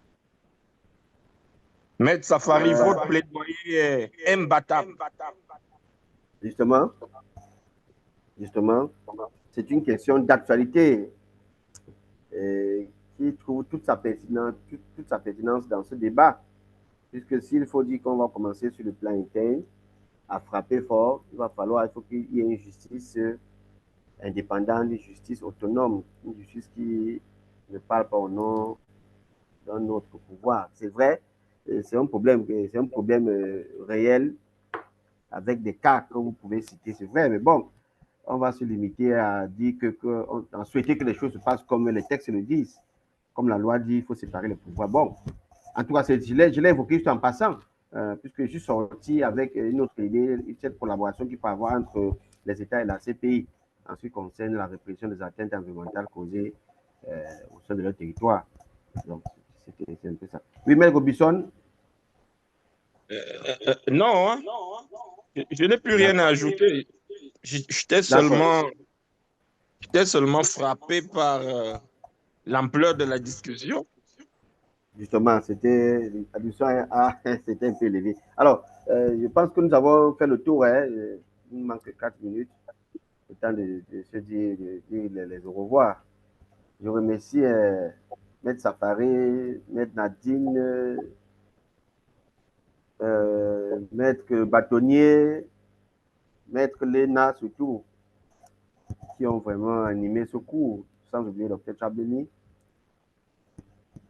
Et voilà, Maître Charles Bota qui vient de nous joindre. Il arrive à la fin. Oui, lui, il est dans une autre classe. Ah, ok, d'accord. Donc, il faut que je vous laisse alors. Alors, prof, je vous remercie. Oui. Vraiment, vous remercie. remercie. On vous a découvert. Et puis, on est très satisfait. Ah, vraiment, et donc, ça on me- va s'organiser à vous inviter chaque fois pour venir, pour venir partager votre expertise. D'accord, merci. Voilà. Merci merci, beaucoup, docteur. prof. Merci à vous, à la prochaine. Merci. Compris. Bon dimanche. Au revoir. D'accord, merci. Au plaisir, prof.